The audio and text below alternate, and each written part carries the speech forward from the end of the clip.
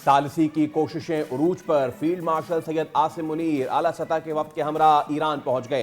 Tehran आमद पर ईरानी वजीर खारजा अब्बास अरागची ने गर्मजोशी से इस्तकबाल किया। ISPR के मुताबिक वक्त में वजीर दाखिला मोहसिन नकवी भी शामिल। फील्ड मार्शल का दौरा मुसालती कोशिशों का हिस्सा है। आलमी अमन के लिए पाकिस्तान की सर तोड़ कोशिशें जारी। वजीर आजम शहबाज शरीफ सऊदी अरब में मौजूद। वजीर आजम शहबाज शरीफ की रियाद आमद पर सऊदी आला हुक्काम ने इस्तकबाल किया। वजीर आजम की सऊदी वली अहद से मुलाकात, मशरिक़ वुस्ता की सूरत हाल और ईरान अमरीका मुज़ाकरात से मुताल्लिक़ गुफ्तगू। सऊदी अरब के बाद कतर और तुर्की भी जाएंगे। वजीर आजम शहबाज शरीफ की रजब तैयब एर्दोगान समेत अहम आलमी रहनुमाओं से भी मुलाकातें होंगी। ईरान से मुज़ाकरात में पाकिस्तान वाहिद सालिस है। तर्जुमान व्हाइट हाउस कैरोलिन लीविच की न्यूज़ ब्रीफिंग। उन्होंने कहा कि पाकिस्तानी मुज़ाकरात में गैर मामूली सालिस साबित हुए हैं।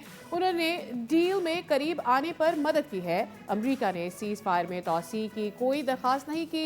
ट्रंप ने चीनी सदर को खत लिखकर ईरान को हथियार न देने का मामला उठाया। चीनी सदर ने ट्रंप को जवाब में बताया कि ईरान को असलहा नहीं दे रहे। सऊदी अरब ने पाकिस्तान के लिए बड़ा ऐलान करते हुए $3 अरब की नई माली मदद मंजूर कर ली।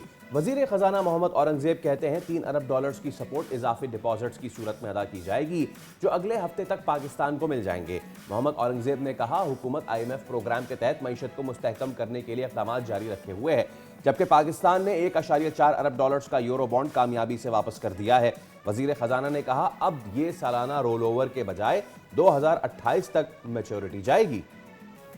और के इलेक्ट्रिक में चेयरमैन की तकर्री। बोर्ड ऑफ डायरेक्टर्स ने शहरयार चिश्ती को चेयरमैन मुकर्रर कर दिया। तकर्री का फैसला बोर्ड इजलास में किया गया। फैसले से पाकिस्तान स्टॉक मार्केट को आगाह कर दिया गया। कराची के अंधेरे उजालों में तब्दील होने जा रहे हैं। Director Pakistan stock exchange Ahmed Chinoy ने कहा कि इलेक्ट्रिक के नए चेयरमैन शहरयार चिश्ती एक बेहतरीन प्रोफेशनल हैं। बोर्ड ऑफ डायरेक्टर्स की हिमायत से उनकी तैनाती मस्बत इकदाम है कि इलेक्ट्रिक की कारकर्दगी में फौरी बेहतरी नजर आना शुरू होगी।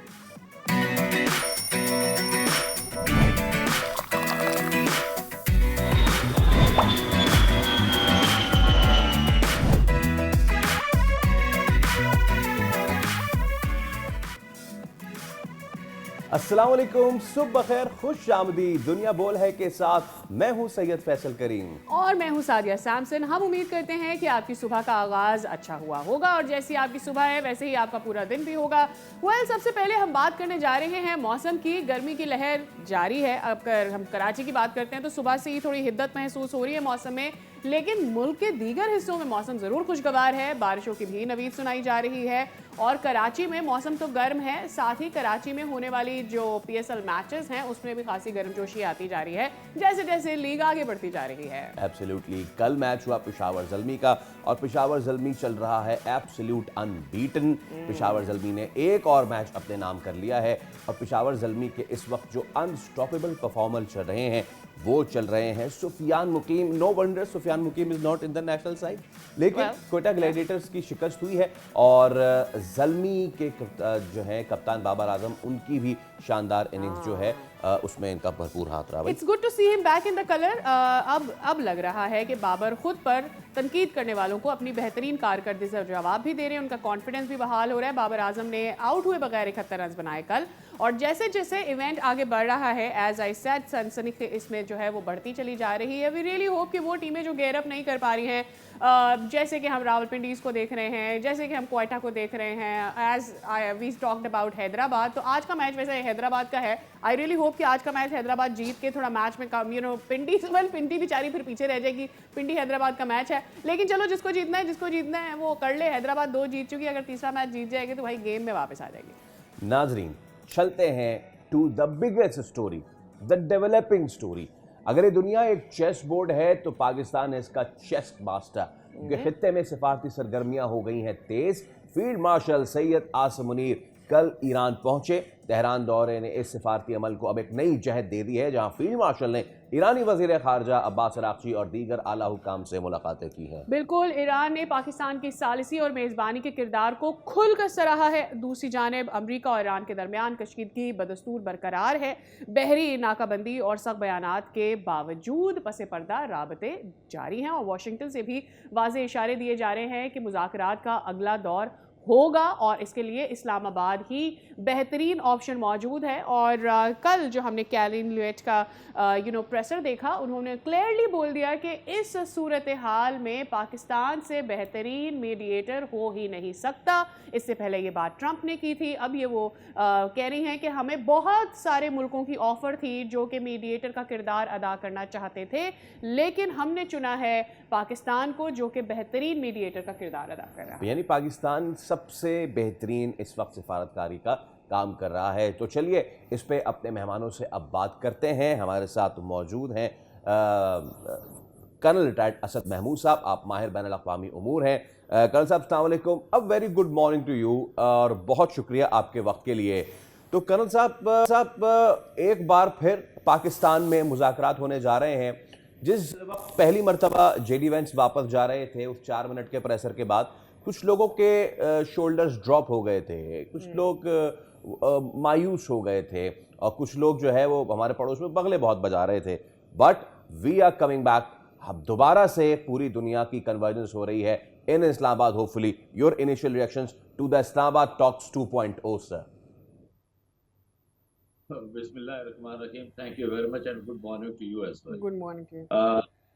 बिल्कुल मैं आपसे मुत्तफिक हूँ कि नेचुरली इससे पहले का जो दौर हुआ था और जब वो ख़त्म हुआ, एब्रप्टली तो मैं नहीं इसको कहूँगा, बट बहुत सारी बिल्कुल जो पाकिस्तान दुश्मन मुखालफीन थे नेचुरली और अमन के दुश्मनों की अगर आप बात करते हैं तो सर्टली वो ऐसा लगता था कि जैसे नहीं बड़ा अच्छा काम हो गया, ये मुज़ाकरात को ऐसे ही टूटना था एंड वी वर इनकेपेबल की सारी चीज़ें करा सकते। बट आई वुड से कि like many millions other optimistic people, I was very optimistic कि नहीं ऐसा नहीं है। ये ऑलमोस्ट कोई 45-46 ईयर्स की इतनी खलीज, इतने इख्तलाफात थे, सारा कुछ था। इट वाज नॉट पॉसिबल कि आप ये कहें कि within 24 hours you are going to do everything और चीज़ें बेहतर हो जाएंगी।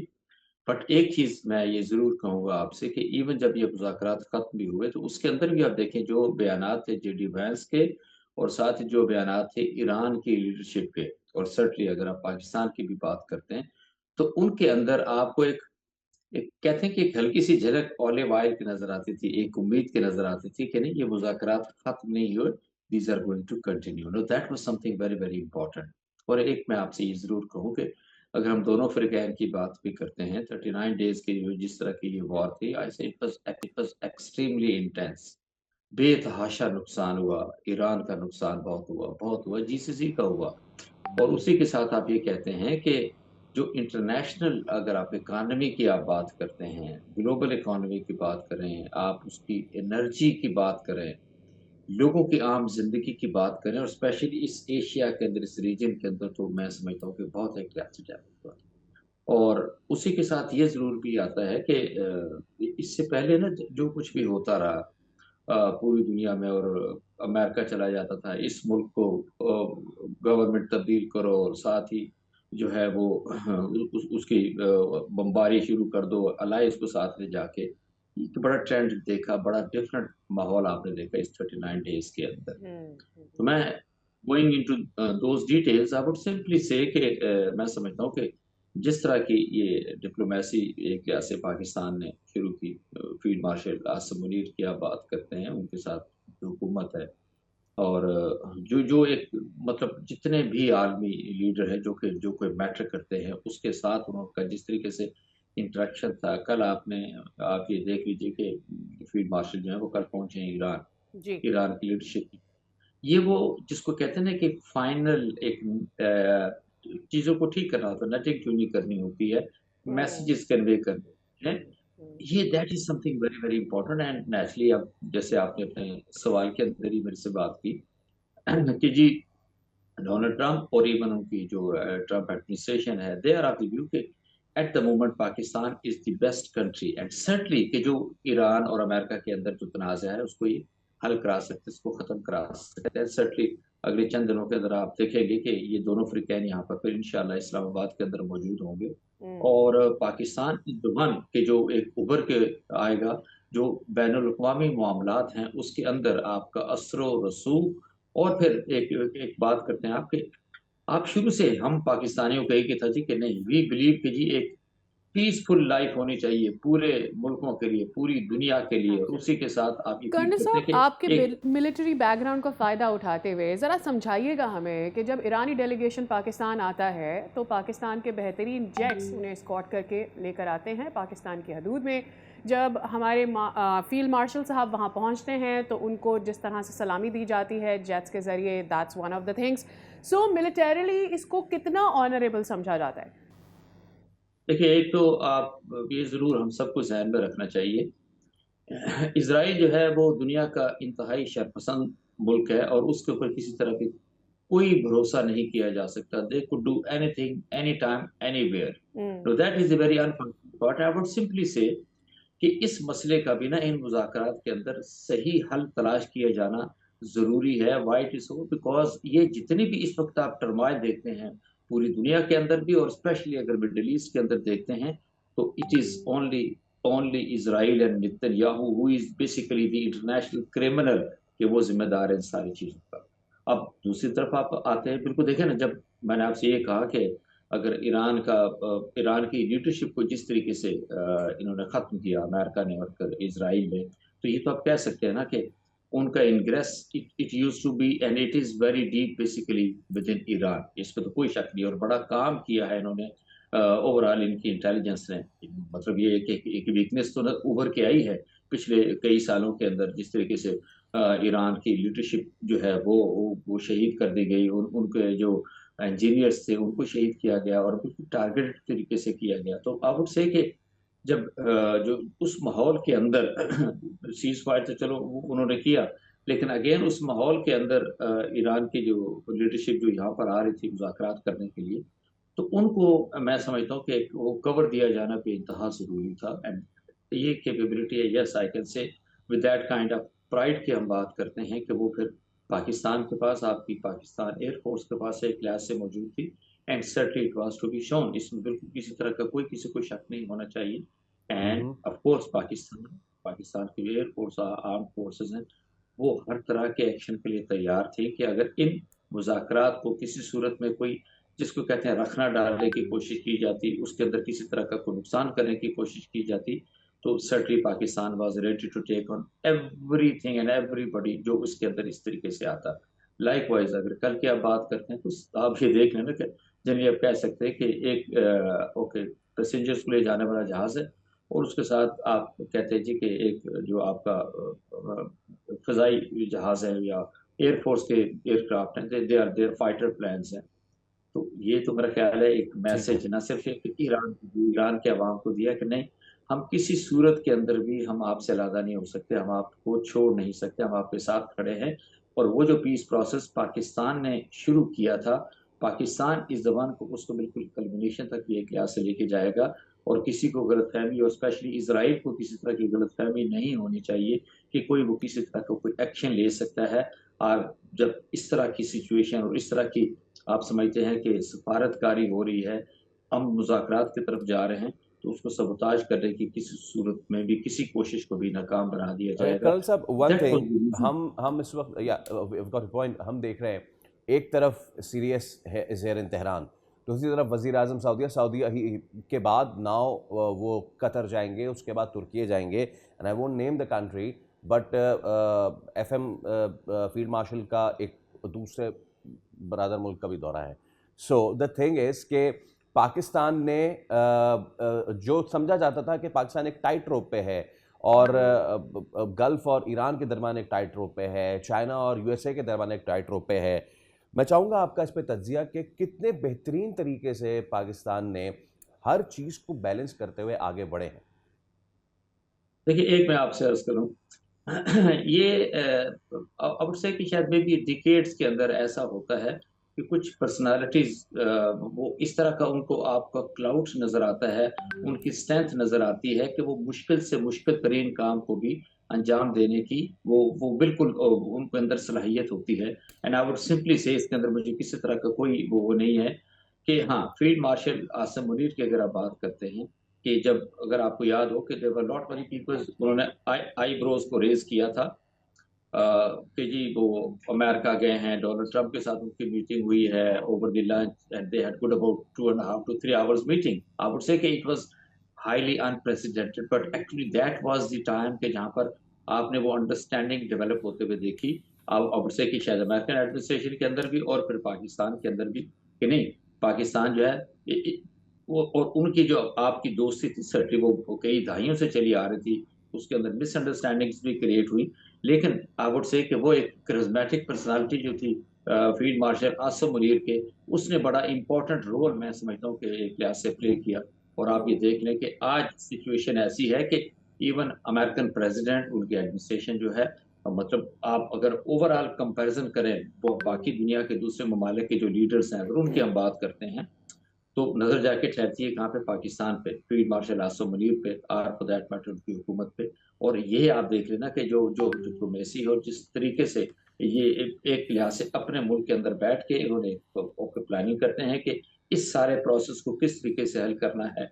No, they are in communication with Iran, they are in communication basically with United States, certainly Israel की तो जरूरत है कोई नहीं इस तरीके से उसको ऑन बोर्ड लेने की, बट अदर देन दोज आप जीसीसी के ममालिक की बात करते हैं, आप तुर्किया की आप बात करें, आप सऊदी अरब को लें, कतर को आप ले लीजिए, these are the countries which are affected. तो मैं ये समझता हूँ कि इस वक्त इट्स नॉट लाइक दैट कि yes field marshal Asim Munir is the personality कि इस सारे चीज को वो बहुत तनदही के साथ, बहुत जिसको कहते हैं सूरत के साथ इन्होंने सारी चीजों को देखा, जाना, समझा, परखा, और उसके बाद उन्होंने एक लिहाज से मूव करना शुरू किया। And it is really really commendable the way now things are moving, the way the things are coming up, जैसी खबरें हम तक पहुंच रही हैं। और सर्टली मैं समझता हूँ कि अगले 3 दिनों के अंदर बहुत सारी चीजें अपने इंशाल्लाह आप इस्लामाबाद के अंदर एक लिहाज से देखेंगे। And certainly being a Pakistani, also living here in Islamabad, हमारे लिए तो एक लिहाज से मैं समझता हूँ कि ये बहुत ही एक लिहाज से खुशी की बात है, एक प्राइड की बात है कि दुनिया, या देखें ना, आप तो हम इस वक्त हम जब आपस में डिस्कशन कर रहे हैं तो things seems to be little normal, एक पॉजिटिविटी भी आपको नजर आती है, जंग भी उस Yeah. तरीके से एक लिहाज से रुक चुकी है, जंगबंदी भी हो चुकी है। एंड इफ यू रिमेंबर, जब उस वक्त 2.5-3 घंटे का अल्टीमेटम रह गया था, और सो मच सो कि Trump had gone mad that way कि जी मैं तो एक सिविलाइजेशन उसको एक लिहाज से खत्म करने जा रहा हूँ। तो वन ऑल्सो अंडरस्टैंड, जो जिसको थोड़ी बहुत भी समझ बूझ है कि इस सिविलाइजेशन को खत्म करने की क्या रीजन है और उसके पीछे क्या है और कौन से वेपन्स उसके लिए मैं समझता हूँ इस्तेमाल किए जा सकते हैं। नो, आई वुड से कि अब तो उससे हालात काफी बेहतर हैं, जी। एक अंडरस्टैंडिंग हर जगह पे एक लिहाज से आ चुकी है। And I am very very positive कि इंशाल्लाह अगले चंद दिनों के अंदर बहुत बेहतर, बहुत अच्छी खबरें हम सबको, पाकिस्तानियों को मिलेंगी, लेकिन मेरा ख्याल है कि पूरी दुनिया को मिलेंगी। और ये सारी Absolutely. खबरें निकलने का जो मंबा होगा वो हमारा पाकिस्तान होगा। और ये एक पाकिस्तान के लिए प्राइड मोमेंट होगा। बहुत शुक्रिया कर्नल साहब आपके वक्त के लिए। Was wonderful to have you on the show. हमारा इस मामले पर बात होगी क्योंकि ये एक डेवलपिंग स्टोरी है। वेल, इस पर अभी हम ले रहे हैं ब्रेक। मुलाकात होगी आपसे ब्रेक के बाद।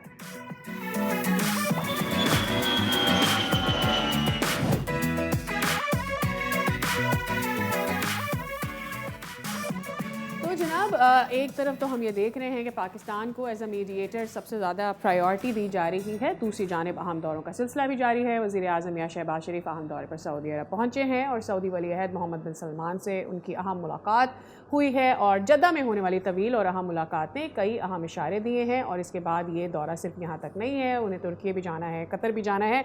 सो इसको डिप्लोमेटिकली और स्ट्रेटिजिक फ्रंट पर भी बहुत अहम समझा जा रहा है। एट द सेम टाइम हम ये जानते हैं कि फील्ड मार्शल साहब ईरान पहुंचे और वहाँ पर जिस तरह का उनका इस्तकबाल किया, that's one of the agenda of this segment. Absolutely. चलिए इस पे हम बात कर लेते हैं। साबिक सफ़ीर और सदर institute of regional studies Jauhar Saleem हमारे साथ मौजूद है। Good morning sir, thank you so much for your time Jauhar साहब। और I mean these scenes are again unbelievable, और अनबिलीवेबिलिटी की जो हदें हैं उसको पाकिस्तान पार करता हुआ आगे बढ़ता जा रहा है। आसिम मुनीर साहब का तेहरान पहुंचना, and you know what, let us begin with that. एक ऐसा खित्ता जो अभी सीज फायर है, यानी कि जंग के दौरान उसमें सीज फायर है। एक ऐसा खित्ता कि जो नटोरियसली इसराइल उसको निशाना बनाने पे तुला हुआ है। ऐसे खित्ते में field marshal CDS Asim Munir in uniform पहुंचते हैं। What does that denote? सबसे पहले तो मुझे ये बताइए। जी देखिए, बिल्कुल बहुत अहम है। एक तो क्योंकि इस वक्त पाकिस्तान जो है, और ये अमेरिका की तरफ से बड़ी क्लियर स्टेटमेंट्स भी आ गई हैं, इस वक्त जो सारी डिप्लोमेसी हो रही है वो कह रहे हैं सोल मीडिएटर पाकिस्तान है। तो देखें, दुनिया जब बिल्कुल तबाही के दहाने पे खड़ी थी, जो जिस वक्त अमेरिका ने कह दिया था कि जी हम नेक्स्ट फेज में एक सिविलाइजेशन तबाह कर देंगे, और फिर उसके जवाब में ज़ाहिर है ईरान की तरफ से भी धमकियां आई थी। तो वहां पे पाकिस्तान एक रिमार्केबल डिप्लोमेटिक ब्रेक थ्रू के जरिए उनको मुज़ाकरात की मेज पे लेके आया था दोनों साइड्स को। फिर उसमें एक बहुत पेशरफ भी हुई, बहुत 20-21 घंटे का एक मैराथन सेशन जो हुआ, और उसमें बहुत करीब भी आई दोनों साइड्स, लेकिन एक तातुल पैदा हो गया 2-3 अहम पॉइंट्स पे, और वो पॉइंट्स ऐसे थे जो मैंने खैर प्रिडिक्ट भी किए थे कि इसी पे ये स्टिकिंग पॉइंट्स हो सकते हैं। तो अब जो तातुल है उसको भी पाकिस्तान ही खत्म कर रहा है, और ये बहुत जरूरी है, बिकॉज उस तातुल के बाद देखें दोबारा पॉस्चरिंग शुरू हो गई थी, दोबारा से एक दूसरे को जो है ना थ्रेट शुरू हो गए थे। अमेरिका ने ब्लॉकेड कर दिया ईरान का, ईरान उसके फिर रिटेलिएट करना चाह रहा था, उन्होंने धमकियां भी दी थी कि हम रेड सी वाला जो वो वाली जो दूसरी साइड है आप जो बाबुल मंदब वाली, वहां पे भी ब्लॉक कर देंगे। तो वहां देखें उस वक्त भी पाकिस्तान ने एक बहुत ही इंटेंस डिप्लोमेसी जो है करके दोनों साइड्स को इस चीज पे तकरीबन कन्विंस कर लिया है कि वो दोबारा मुज़ाकरात की मेज पे जाएं। और उसके लिए फिर ये देखें, ये जो है डिप्लोमेसी के एक तरफ फील्ड मार्शल ईरान में है इस वक्त, दूसरी तरफ वजीर आजम जो है सऊदी अरब में है, और फिर ये कतर और बाकी जो तुर्किया के दौरे।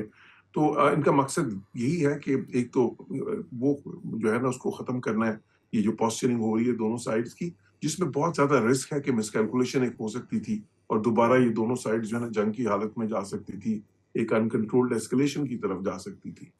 तो उसको एक तो उसको प्रिवेंट करना है, और दूसरा फिर जो जो अहम तरीन अब पॉइंट्स रह गए हैं उस पे दोनों की पोजीशंस को करीब लेके आना है, ताकि अब जब मुज़ाकरात का राउंड हो तो वो बिल्कुल फ्रूटफुल हो, ताकि उसमें चीजें बिल्कुल तय पा जाएं। हाँ जॉर्ज साहब, सॉरी टू कट यू, आपने कहा कुछ अहम पॉइंट्स रह गए, प्लीज बताइए वो कौन से अहम पॉइंट्स हैं? ये देखें, सबसे अहम है न्यूक्लियर इशू, जो है ना जिस पे सारी बात ये जंग एक किस्म की शुरू हुई थी। अब न्यूक्लियर इशू में किस वक्त क्या पोजीशंस है? देखें, इस पे तो ईरान मानता है कि ठीक है जी, वो अमेरिका ने कहा है कि आप ये यूरेनियम की जो अफजूदगी है, तो अफजूदा करके आप उससे सिविलियन न्यूक्लियर यूजेस भी होती हैं, आप उससे रिएक्टर चला सकते हैं, बिजली भी बना सकते हैं, लेकिन ज्यादा अफजूदा करें तो आप बॉम्ब भी बना सकते हैं। तो वो एक तो कहते हैं फ्रीज करते हैं उसको। अब वो चाहते थे कि 20 साल के लिए फ्रीज करें, जो इस वक्त मामला अटका हुआ है वो 20 साल का कह रहे हैं। ईरान 5 साल की ऑफर कर रहा है। अब ये इतलात भी हैं कि जी 10 साल पे कहीं बात हो रही है इस वक्त। तो एक तो वो है। दूसरा, वो 450 किलोग्राम जो ईरान के पास मौजूद है यूरेनियम का स्टॉक पाइल, जो कि 60% तक अफजूदा है। अब देखिए, जो सिविलियन न्यूक्लियर यूज होती है उसके लिए आपको सिर्फ 3.67% तक जाना होता है, उसको एनरिच करना होता है। लेकिन ये 60% ईरान तब गया था जब JCPOA उनका जो था उससे अमेरिका विड्रॉ कर गया था, और फिर ईरान ने कहा ठीक है जी अब तो हम अफजूदा करेंगे फिर उससे ज्यादा। तो वो 60% जो है वो ईरान के पास 450 किलोग्राम मौजूद है। वो कहा जाता है कि इस वक्त वो गैस की सूरत में है, सिलेंडर्स में है, और वो उन साइट्स पे है, नातान्ज में, फर्दो और इस्फहान में खसूसन। जो है ना, जो अमेरिका ने वैसे तो तबाह कर दी है, लेकिन वो जमीन दोस्त थी, 200-300 फुट की गहराई पे वहां पे ये सिलेंडर्स अभी भी शायद मौजूद हैं, और वो अमेरिका को ये पता चला था कि उसको रिट्रीव करने की कोशिश कर रहे हैं ईरानियंस। तो ये बात, वो एक पॉइंट है जो इस वक्त अटका हुआ है कि वो 450 किलोग्राम जो है उसका क्या होगा। अमेरिका चाहता था कि वो ईरान उनके हवाले कर दे, या फिर इंटरनेशनल जो है ना एटॉमिक एनर्जी एजेंसी के हवाले कर दें।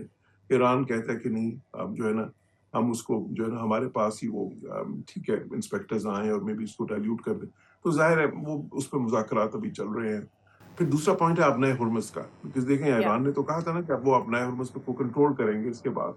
अब जाहिर है अमेरिका उस पे तो नहीं मानता, बल्कि दुनिया भी नहीं मानेगी उस पे, क्योंकि वो इंटरनेशनल वाटरवे है।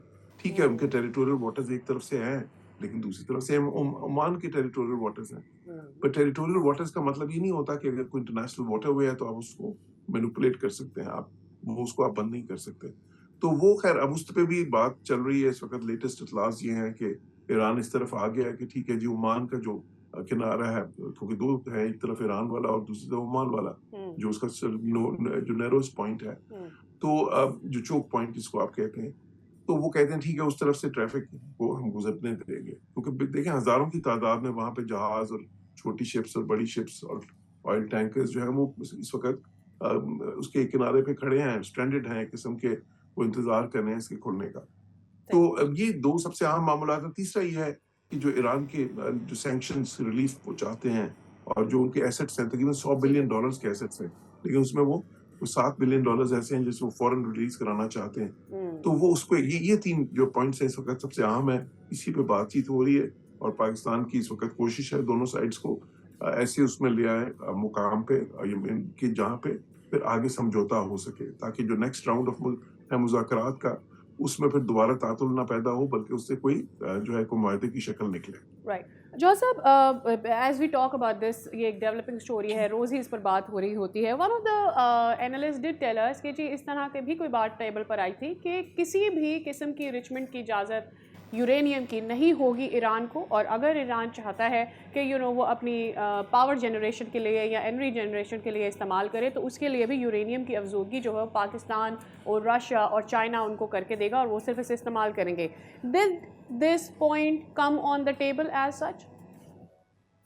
जी बिल्कुल, देखें जिससे मैंने कहा कि जब उन्होंने कहा ना कि फ्रीज कर दें आप एनरिचमेंट, ठीक है, तो कुछ गुजारा वो तो टोटल फ्रीज है ना, फिर वो एनरिच नहीं कर सकेंगे। तो उसमें जो इन रिएक्टर्स के लिए आपको न्यूक्लियर फ्यूल होता है वो तो दूसरे मुल्क भी दे सकते हैं ना। जिस तरह उनका ये वो शहर है वहाँ पे उनका एक न्यूक्लियर रिएक्टर है, कोई 1000 मेगावाट्स वो बिजली प्रोड्यूस करता है। तो बिल्कुल ये मामला तो उसी से लिंक्ड है। वो अमेरिका चाहता है कि बिल्कुल ये नहीं, वो क्योंकि वो जीरो एनरिचमेंट की बात कर रहे हैं ना, या फ्रीज के जो उसको ये बात है कि फ्रीज जो है फ्रीज कर दें इतने अरसे के लिए।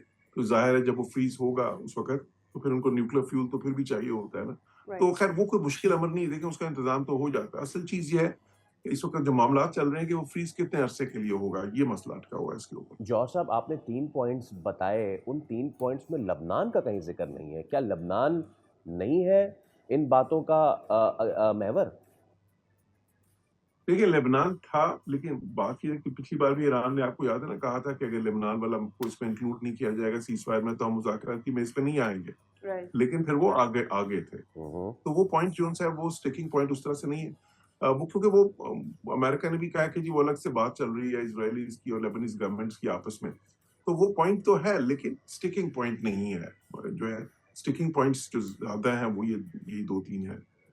लेकिन ओवरऑल तो देखिए एम्बिट में फिर कई और भी चीजें हैं, लेकिन जो है ना, अगर स्टिकिंग पॉइंट्स इनको कहते हैं जिन पे आके मसला रुका हुआ है वो ये है। Right. And Joseph, we have 10 seconds if you could respond. Lebanon talks with Israel without Hezbollah. क्या आप उनकी सिग्निफिकेंस? जी मेरे ख्याल है लेबनान की गवर्नमेंट बहुत वीक है और वो जो उन टॉक्स में देखिए जब तक वो हिजबुल्लाह की आमादगी नहीं होगी वो टॉक्स जो उनसी है ना वो नतीजा खेज उस तरह से नहीं होगी कि वो अमन कायम कर सके। बिल्कुल ठीक है, थैंक यू सो मच। जौहर सलीम साहब हमारे साथ मौजूद थे और इस अहम दौरों पे बात कर रहे थे। वी रियली होप, क्योंकि स्पेकुलेशन ये की जा रही थी सादिया कि इस हफ्ते के आखिर में कुछ मुज़ाकरात हो पाएंगे, तो अभी तक तो क्योंकि 18 तक तो वज़ीर आज़म खुद बिजी हैं, हो सकता है अगले हफ्ते इस तरह की कोई चीज़ हो, और अगर कोई चीज़ हो तो एक बार फिर पाकिस्तान जो कि महवर बना हुई है मज़ीद बन के उभरेगा। इसी के साथ हम एक वक्फा ले रहे हैं, दोबारा हाजिर होंगे। Stay with us.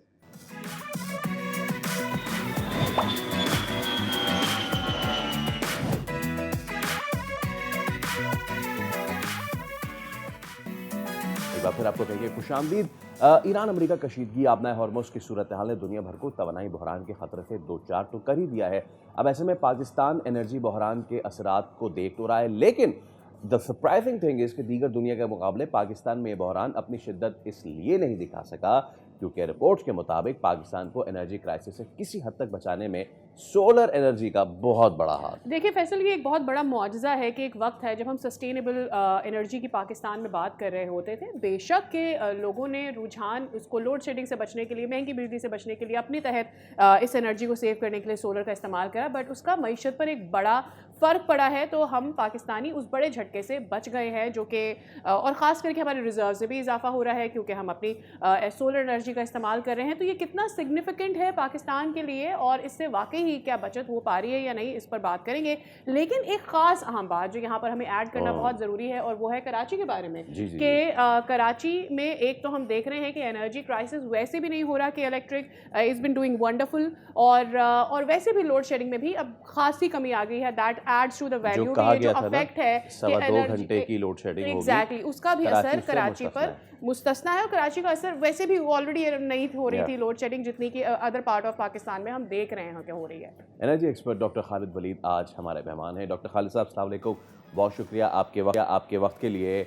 तो जहाँ एक तरफ हम देख रहे हैं कि एनर्जी क्राइसिस की वजह से दुनिया हैरान परेशान है, वहीं पे पाकिस्तान ने इसको सोलर के ज़रिए फाइट बैक किया। Your initial reaction to that amidst all this के हमने देखा कि सोलर के साथ हम क्या करना भी चाह रहे थे, द टैक्सेस एंड ऑल, और उसको एक हद तक डिस्करेज भी लोग हुए, बट अपर रैंक्स तक अब ये बात समझ में आ गई होगी कि भैया कोई क्राइसिस है तो फिर यही बचा सकता है हमें।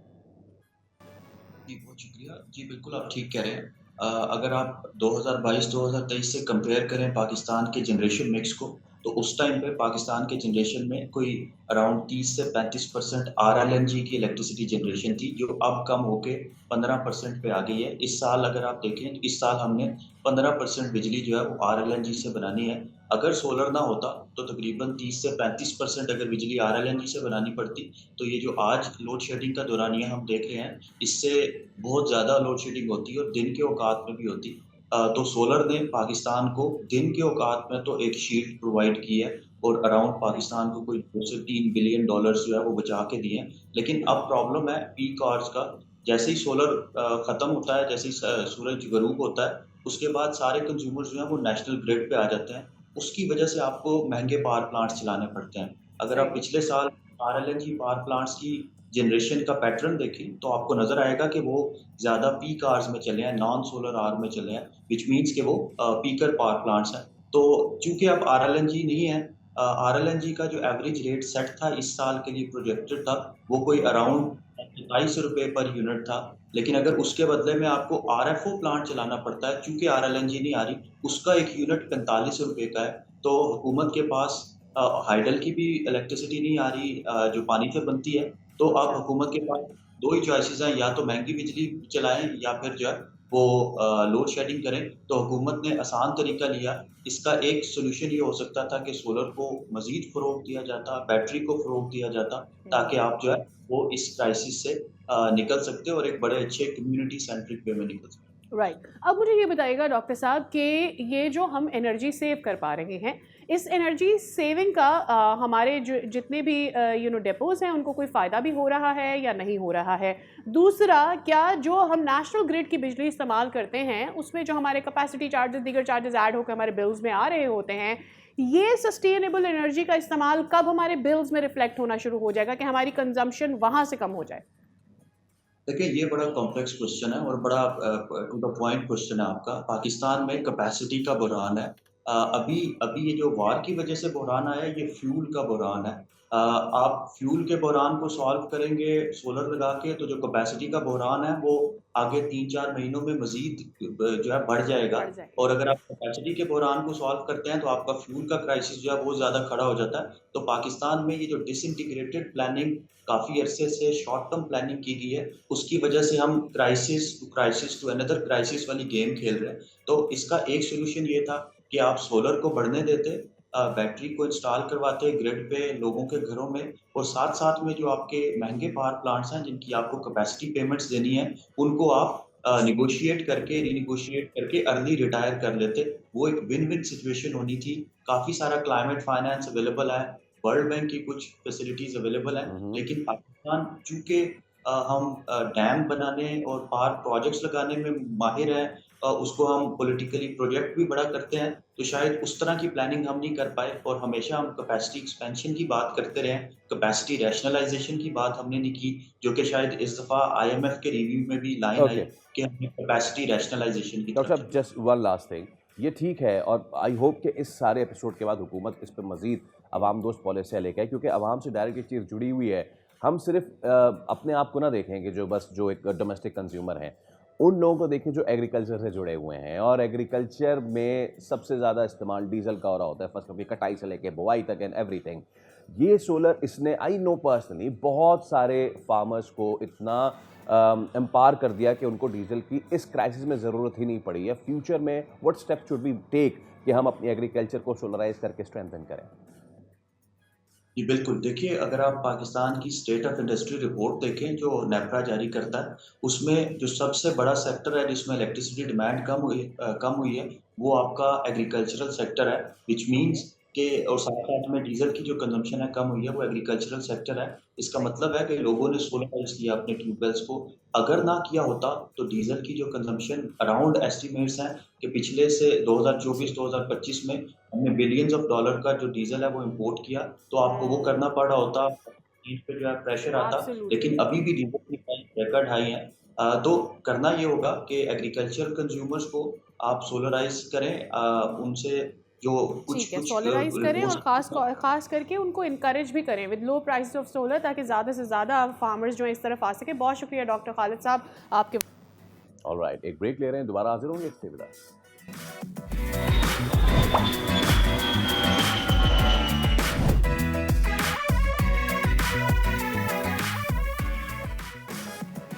Welcome back again. हमारे साथ जुड़े रहने के लिए आपका बहुत बहुत शुक्रिया। अब जनाब हम बात कर रहे हैं पाकिस्तान सुपर लीग की। पेशावर ज़ल्मी ने कल शानदार विन हासिल किया एक क्वेटा और। ग्लैडिएटर्स।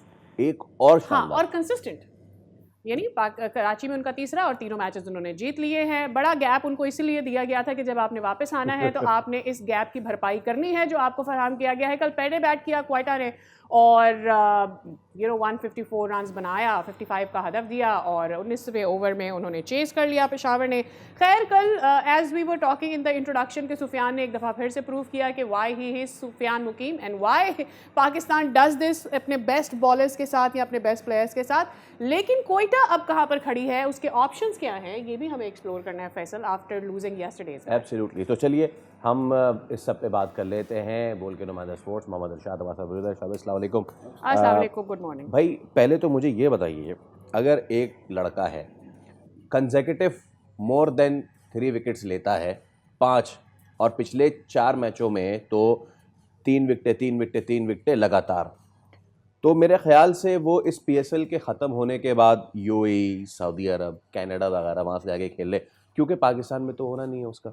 आप समझे क्या मसला है सुफियान मुकीम के साथ भाई, क्यों अच्छा परफॉर्म करता है वो, क्या मुझे कुछ बात करनी पड़े? देखिए पीएसएल में सुफियान मुकीम, मैं एक बात बता दूं कि रिकॉर्ड बन चुका है कि उन्होंने जो है वो टी20s के लगातार 5 मैचेस में जो है वो 3 या इससे ज़्यादा विकेटें हासिल की हैं। तो उनके अलावा और कोई भी नहीं। इंटरनेशनल जो है वो रिकॉर्ड साउथ अफ्रीका के अल्फांसो के पास है। तो सुफियान मुकीम ने कल एक मुनफरिद एक रिकॉर्ड कायम किया पाकिस्तान के टी20s में, जो है वो उन्होंने 5 मैचेस में जो है वो 3 या इससे ज़्यादा विकेटें कंसेक्यूटिव हासिल की हैं। तो यकीनन बहुत अच्छा परफॉर्म कर रहे हैं ज़ल्मी की तरफ से, और यकीनन उनको जो है वो पाकिस्तान टीम में अगले टूर पे ज़रूर होना चाहिए। लेकिन जैसा कि आपको पाकिस्तान की रिवायत पता है कि पाकिस्तान में जो है वो खिलाड़ी अंदर और बाहर होते रहते हैं, पसंद नापसंद का बड़ा खेल होता है, इसमें अकरबा परवरी बहुत ज़्यादा होती है। तो उनको ले तो आया जाता है, लेकिन जब वो इंटरनेशनल स्टेज पर जो है परफॉर्म नहीं कर पाते तो फिर उनकी जो है वो टीम में शमूलियत 1 या 2 मैचेस के बाद या एक सीरीज़ के बाद जो है वो बाहर आ जाते हैं। इसकी एक वजह इरशाद भाई ये भी तो है ना कि आप जब किसी प्लेयर की इतनी धूम मची होती है और आप उसको मौका नहीं देते, और फिर जब एक प्रेशर की बिना पर आप उसे मौका देते तो सारा प्रेशर उस प्लेयर पर आ जाता है कि भाई अब तुम्हें चांस दिया है और 1-2 चांस मिलेंगे, उसमें तुम परफॉर्म करें। हमारी रिवायत यही है ना। और ज़्यादातर प्लेयर्स जो पीएसएल में या डोमेस्टिक में परफॉर्म कर रहे होते हैं वो इंटरनेशनल लेवल पर इसीलिए परफॉर्म नहीं कर पाते कि आप उन्हें डायरेक्टली एक्सपोज कर देते और उनको पता है भाई एक ही चांस है, इस पर छक्का लग गया तो लग गया, वरना उसके बाद तुम्हें मौका मिलने नहीं वाला। क्वेटा ग्लैडिएटर पर थोड़ी बात करें, क्या कल उन्होंने किया है। हम लोग कल शो में भी ये बात कर रहे थे कि भाई आपने क्यों शामिल को नीचे लेकर आ गए, वाई डिड यू, क्या उनके ऊपर प्रेशर था कि हैदराबाद और पिंडीज ने चेंजेस किए हैं, तुम भी कुछ हिला दो अपनी टीम को, कुछ ऐसे डब्बे में डाल के हिला दो, जिसका ड्रॉ निकले उसे फर्स्ट बैट करवा देना, क्या हुआ? क्वेटा की टीम जो है इस वक्त 5वें नंबर पे है, 2 ही मैचेस उन्होंने जीते हैं और 3 मैचेस में उन्हें शिकस्त हुई है। तो क्वेटा का जो कॉम्बिनेशन है वो सही बन नहीं पा रहा है। एक रोसो, सऊद शकील और इसके अलावा एहसन है, जो ये 3 ही प्लेयर्स हैं जो परफॉर्म कर रहे हैं क्वेटा की तरफ से। बाकी देखा जाए तो उनकी बॉलिंग नहीं चल रही। कल भी हमने देखा 154 पर जो है वो पूरी टीम आउट हो गई। 3 रन आउट थे, उसमें से उनके जो है वो खिलाड़ी आउट हुए, तो 154। जी, रोसो और सऊद शकील के दरमियान ही हमने देखा कि 35 रन जो हाईएस्ट उनकी पार्टनरशिप थी, उसके अलावा और कोई पार्टनरशिप नहीं लग सकी उनकी। हालांकि उन्होंने 54 रन बनाए पावर प्ले में, लेकिन 2 विकेटें भी गिर गई थी उनकी। तो वहाँ से जो है वो मोमेंटम टूटा उनका, और इस वजह से जो है वो क्वेटा की टीम 154 से आगे नहीं जा सकी। तो कल बैटिंग में उनकी वो जो है वो शार्पनेस नज़र नहीं आई, वो शार्प नज़र नहीं आया। और फिर ज़ल्मी के बॉलर्स ख़ास तौर पर मैं जिक्र करूँगा सुफियान मुकीम का, उसके अलावा कल जो पहला मैच था मोहम्मद बासित का उन्होंने 3 विकेटें ली पहले ही मैच में, हालांकि 36 रन दिए उन्होंने लेकिन 3 विकेटें ली, तो वो बहुत अच्छी बॉलिंग की। बाबर ने भी उनको फिर बाद में प्रेज किया मैच के बाद। मैं यहीं पे आना चाह रहा था जनाब, अब आपने मेरा सवाल छीन लिया मेरे मुंह से। बाबर आजम, आपने सुफियान मुकीम के रिकॉर्ड की बात की, बाबर ने एक और बनाया हुआ है अभी रिकॉर्ड, और वो ये कि अभी तक के पावर प्ले में वो आउट नहीं हुआ इस PSL में। बाबर पे बहुत तनकीद, कुछ बेजा कुछ ठीक तनकीद, लेकिन इस बार का जो बाबर आजम है इन द PSL, कप्तान अब तक हारा नहीं है, रन्स भी कर रहा है, क्या मुख्तलिफ नज़र आ रहा है इस बार के बाबर आजम में आपको? देखें, बाबर के ऊपर जब T20 वर्ल्ड कप हुआ था इंडिया में तो वो परफॉर्म नहीं कर पाए, तो कहा यही जा रहा था कि शायद उनकी जो ओपनिंग स्पॉट है वो छिन चुका है, इस वजह से जो है वो नीचे तीसरे चौथे नंबर पे आ रहे हैं, तो परफॉर्म नहीं कर पा रहे।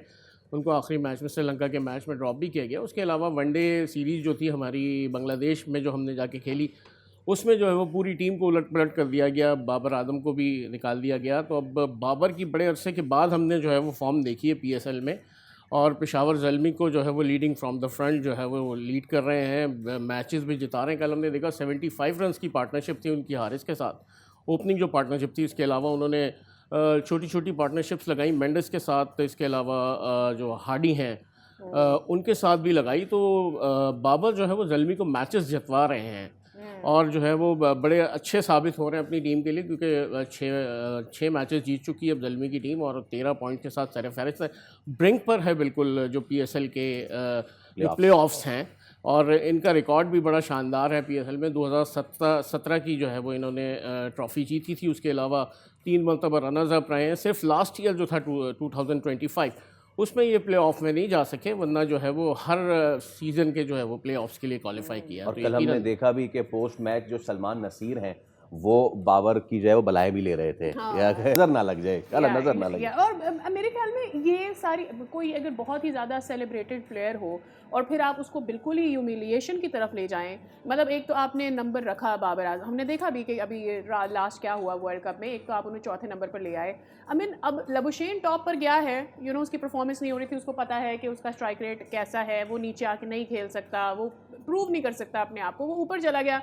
चूंकि वो दूसरे मुल्क का है, ऑस्ट्रेलियन है, उस स्ट्रैटेजी को हम कभी भी क्रिटिसाइज नहीं करेंगे, लेकिन बाबर आजम के साथ यही मसला हो रहा था, तो हमें था कि भाई उसे नीचे के नंबर पर आकर खिलाओ, एंड ही वाज ऑब्वियसली नहीं जस्टिफाई कर पा रहे थे। अब जरा आज के 2 मैचेस पर, पहले तो मुझे ये बताएं ये कौन सी लॉजिक है 2 मैचेस की थर्सडे वाले दिन, मतलब अगर घर पे भी लोग देख रहे हैं तो वीकेंड पे ज्यादा व्यूअरशिप होगी ना, what comes to their mind Thursday के आप 2 मैचेस रख रहे हैं, कौन देखेगा थर्सडे को, लोग क्या ऑफिस नहीं जाते? सर एक स्टैट रिकॉर्ड ये भी है कि जब हम बात कर रहे हैं PSL हमारा ब्रांड है, दैट्स गुड, लेकिन एक बड़ी ख़तरनाक सी चीज़ सामने आई है, और वो ये है कि PSL 2025 के जो पहले 12 मैचेस थे उनकी मिला के व्यूअरशिप 1.1 बिलियन व्यूज़ थी, और इस बार PSL 2026 के जो 22 मैच अब तक हो चुके हैं उसमें हम 1 बिलियन पे पहुँचे हैं अभी। सो ये को देखिए, यकीनन जो इसमें मैं समझता हूँ कि जो हमारे इस वक्त जो जंग की सूरत हाल है दुनिया के अंदर, जिसकी वजह से हमने हमारे वज़ीर आज़म साहब ने किफ़ायत शारी मुहिम जो है वो अपनाई। उसके अलावा ज़ाहिर है फिर मोहसिन नकवी जो चेयरमैन PCB हैं, वज़ीर दाखिला भी हैं पाकिस्तान के, तो उनको भी जो है वो PSL बग़ैर शायकीन के करानी पड़ी। हालांकि शायकीन बड़ा मिस कर रहे हैं उसको, लेकिन TV पे आ रही है। ज़ाहिर है शायकीन जो है वो रात के मैचेस ही हैं, लेकिन दिन के मैचेस देखने के लिए उनके पास इतना वक्त नहीं है। कराची में हमने देखा कि पब्लिक थोड़ी सी कम होती थी, लेकिन लाहौर और दीगर सेंटर्स पर जो है, जो मुल्तान था, इस दफ़ा फैसलाबाद में भी मैचेस थे, लेकिन अनफॉर्चुनेटली ये किफ़ायत शारी मुहिम की वजह से जो है वो इनको आखिरी वक्तों में जो है वो शेड्यूल चेंज करना पड़ा अपना, और 22 मैचेस कराची और 22 ही लाहौर को दिए गए। तो यकीनन अब उन मैचेस को जो है वो आपने कराना, 44 मैचेस हैं टोटल लास्ट टाइम, क्योंकि 8 टीमें हैं, पहली मरतबा ऐसा हो रहा है कि 8 टीमें हैं, 44 मैचेस हैं, तो ज़्यादा मैचेस का बर्डन भी है, तो उसको आपने दिन में भी कराना है और रात में भी कराना है। तो अब ये कि 28 तक कराची में मैचेस हैं। जहाँ तक शायकीन की बात रही, तो उस दिन मोहसिन नकवी साहब से बात हो रही थी, स्टेडियम में आए हुए थे, तो उनसे जब पूछा गया शायकीन के हवाले से, तो उन्होंने कहा कि मैं कोशिश करूंगा, वज़ीर आज़म से बात करूंगा, लेकिन अभी जो हालात हैं दुनिया नहीं के, लगता है उसके मुताबिक ही चलना पड़ेगा। तो उनकी इस बात से अंदाज़ा होता है कि अभी जो है वो मुमकिन नज़र नहीं है। हाँ, इस हफ़्ते जो मुज़ाकरात की बातचीत चल रही है, हमारी जो क़यादत है वो ईरान में है और सऊदी अरब गए हुए वज़ीर आज़म, तो अगर कुछ हो जाता है तो फिर शायकीन की शायद एंड के मैचेस में वापसी हो सकती है। अब 20-21 मैचेस बचे हैं, अब देखें उसमें फिर आगे। Let's see. और मेरे ख्याल में एक पॉजिटिव मैसेज यहाँ पर आई लाइक टू ऐड, और वो ये कि ये इस वक्त पाकिस्तान डिप्लोमेट ना अचीव कर रहा है कि अगर आपकी पीएसएल की व्यूअरशिप उसकी वजह से सफर भी हो रही है Okay. तो हमें रिग्रेट अगर- नहीं करना चाहिए ठीक है। उसको, लेकिन अच्छा, ऑन द अदर इरशाद भाई, आज हैंड के आई एम मैच- श्योर अगला जो हमारा पीएसएल होगा after having this diplomatic win is going to be Let's see. Even wonderful. अच्छा, कराची किंग्स इस्लामाबाद यूनाइटेड पहला मैच, यूनाइटेड ने अच्छा शुरू किया लेकिन अब थोड़ी नीचे जाती शुरू हमें नज़र आ रही है। कराची किंग्स का जर्की स्टार्ट था लेकिन वो मोमेंटम पकड़ रही है, क्या एक्सपेक्टेशन है और इस्लामाबाद और कराची के आज के मैच में? देखिए, इस्लामाबाद आपने बिल्कुल सही कहा, अच्छा शुरू किया था, फिर नीचे गई और फिर कराची की जो है वो जैसे तैसे ऊपर आई कराची की टीम। लेकिन ये कि लास्ट मैच जो हमने देखा इस्लामाबाद में, शादाब को उन्होंने वो रेस्ट कराया, हालांकि उन्होंने कहा कि उनकी तबीयत ठीक नहीं है इस वजह से नहीं खेल रहे। क्रिस ग्रीन ने जो है वो क़यादत की, कप्तानी की उनकी। तो आज का मैच इवन ही लगता है मुझे, दोनों ही टीमें जो हैं वो बैलेंस हैं, अच्छा मैच होगा। लेकिन उससे पहले जो 2:30 बजे मैच है वो रावलपिंडीज़ और हैदराबाद किंग्समैन के दरमियान है, जो दोनों नई टीमें हैं। और इस मैच का जो है वो जो शायकीन क्रिकेट हैं जो टीवी पर मैच बेसब्री से इंतजार कर रहे थे बड़ा कि कब इंतजार करना है है। क्योंकि हैदराबाद कौन की ज़्यादा बुरी है? टीम में भी हमने देखा कि शुरू के मैचेस हार गई और फिर वो अचानक से 2 मैचेस उन्होंने जो है वो जीते। और लेकिन रावलपिंडी की टीम जिसके कप्तान मोहम्मद रिजवान है, हालांकि जब वो मुल्तान सुल्तान में थे तो उन्होंने ट्रॉफी भी जितवाई अपनी टीम को, लेकिन इस दफ़ा जो है वो शायद टीम कॉम्बिनेशन सही नहीं बन पा रहा, या नई टीम है उसको हैंडल सही नहीं किया जा रहा। अंदर का मसला खबर क्या है अंदर की?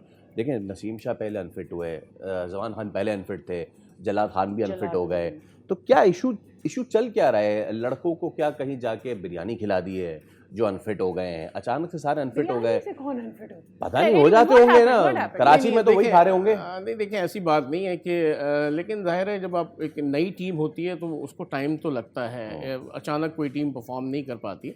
जाहिर है रावलपिंडी पहली दफ़ा जो है वो इस टूर्नामेंट में आए हैं और टीम भी जो है वो नई बनी है उनकी, लड़के भी कुछ जो है वो नए हैं, हालांकि गैर मुल्की खिलाड़ी भी हैं। रिजवान एक जो है वो ट्रॉफ़ी जितवा चुके हैं मुल्तान सुल्तान को, आमिर हैं, लेकिन आमिर भी परफॉर्म नहीं कर पा रहे। तो रावलपिंडी एक टीम कॉम्बिनेशन जो है वो उनका अच्छा नहीं बन पा रहा है, जिसकी वजह से वो पीएसएल में परफॉर्म नहीं कर पा रहा। मेरा नहीं ख्याल कि फ़िटनेस भी एक बिल्कुल है, एक फैक्टर है फ़िटनेस भी, लेकिन जो है वो एक बतौर टीम जो है वो परफॉर्म, जिस तरह कल हमने ज़ल्मी में देखा कि एक टीम परफॉर्मेंस दी उन्होंने, इस तरह जो है वो रावलपिंडीज़ की टीम एक टीम परफॉर्मेंस नहीं दे पा रही, जिसकी वजह से उनको शिकस्त हो रही है। और हैदराबाद ने अपनी किस्मत कैसे बदली है? मतलब कि या ग्लेन मैक्सवेल वो लक लेकर आए हैं, या फिर वो ग्लेन मैक्सवेल ऊपर चले गए, और सॉरी मार्नस लेबिशन ऊपर चले गए, तो उससे वो जेलन हो। मैं पिंडी और इनका कंपैरिजन करना चाह रहा हूँ, क्या हैदराबाद ने अच्छा किया कि जो पिंडी अच्छा कर सकती है और मैच जीत सकती है? देखिए, सादिया ने सही कहा बिल्कुल कि टीम कॉम्बिनेशन चेंज किया उन्होंने, अपने बैटिंग ऑर्डर को तब्दील किया, फिर ग्लेन मैक्सवेल का आना भी जो है, हालांकि वो रन नहीं बना सके दोनों मैचेस में, लेकिन फिर भी एक उनका आना जो है वो एक टीम के लिए मोराल बूस्टिंग तो है। ग्लेन का प्रेशर होता है ना कि भाई एक बड़ा प्लेयर ज्वाइन कर चुका है, तो मेरे ख्याल में वो भी एक होगा। बिल्कुल है, और जैसे ही आए उसी दिन उनकी सिलेक्शन के लिए दस्तयाब थे, वो खेले भी लेकिन 2 रन बना सके, उसके बाद फिर उन्होंने अगले मैच में परफॉर्म किया। तो एक लबुशेन और ग्लेन मैक्सवेल का भी एक वो बनता है। तो लास्ट मैच में भी आपने देखा कि उन्होंने दोनों ने परफॉर्म किया और टीम जीती। तो यकीनन इन्होंने जो है वो अपनी टीम के कॉम्बिनेशन में तब्दीली की, तो जिसकी वजह से जो बैटिंग, हालांकि कभी बैटिंग चल रही थी उनकी तो कभी बॉलिंग चल रही थी, कभी बॉलिंग ही नहीं चल रही थी, कभी बैटिंग चल रही थी, तो इस तरह के मसले मसाइल आ रहे थे। लेकिन कराची में आके उन्होंने, लाहौर में देखा हमने मैचेस हारे, लेकिन कराची में आके जो है 1 मैच हारा, लेकिन उसके बाद 2 मैचेस जीते वो, और अब जो है वो कंटेंशन में हैं वो प्लेऑफ्स की। अब आगे देखें, अब 5 मैचेस हुए उनके, अब देखें आगे के कितने मैचेस जीतते हैं और वो प्लेऑफ के लिए पहली दफ़ा में क्वालिफाई ज्वाइन करते हैं। करें आज से जी, कराची किंग्स को जेसन रॉय पहुंच चुके हैं कराची किंग्स, आज और आज अभी उनकी टीम ने जो है वो ऐसी कोई अपडेट नहीं दी है कि सिलेक्शन के लिए दस्तयाब है, हालांकि कल पहुंचे थे वो, तो आज के मैच में उनको सिलेक्ट किया जाए। और क्योंकि यूएई के 2 प्लेयर्स को जो है वो रिलीज़ किया है कराची किंग्स ने, तो जेसन रॉय जो है वो टीम में आए, तो यकीनन उनकी आमद से, डिस्ट्रॉइंग बैट्समैन थे बड़े इंग्लैंड के, तो यकीनन जो है वो उनकी आमद से टीम की बैटिंग लाइन जो है बहुत मजबूत। चलें, देखना ये है कि मैक्सवेल अफेक्ट जेसन क्रिएट कर पाते हैं दूसरी टीम पर अपनी टीम के लिए या नहीं। इरशाद भाई, बहुत शुक्रिया, was wonderful to have you on this show for the cricket, and definitely आप हमारे मेहमान आगे चलकर भी बनते रहेंगे।